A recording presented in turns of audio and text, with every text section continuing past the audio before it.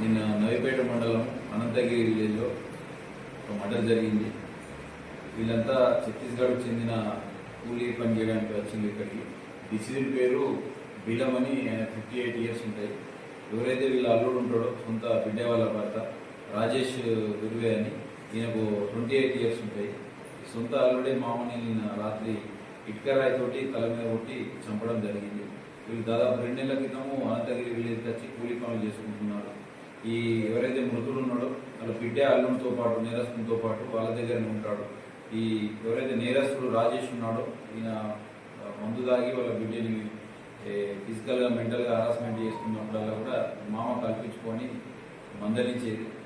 ఈ ఫ్యామిలీ విషయాలలో అన్నింటిలో ఈ మామ ఇన్వాల్వ్మెంట్ ఉంటుంది. నన్ను డామినేట్ చేస్తున్నాడు అని చెప్పేసి ఎప్పటి నుంచో ఈయన కక్ష పెట్టుకున్నాడు. నిన్న రాత్రి కూడా గొడవపడ్డారు. ఈయన గొడవ పడతా ఉంటే ఈ మృతుడు అడ్డుపడితే నువ్వేంది ప్రతిసారి నాకు అడ్డు రావడం అని చెప్పేసి ఎవరైతే నేరస్తుడు రాజేష్ ఉన్నాడో ఇక్కడ రైతు తల మీద అక్షర రైతు కొట్టడం వల్ల మొత్తం ఇంజురీస్ అక్కడికక్కడ ఇక్కడ చనిపోయాడు. మేము నిన్న మర్డర్ కేసు కింద నమోదు చేసుకున్నాం. ఇవాళ నేరస్తుడు రాజేష్ని అరెస్ట్ చేసి కోర్టులో హాజరుపరచడం జరుగుతుంది. Thank you.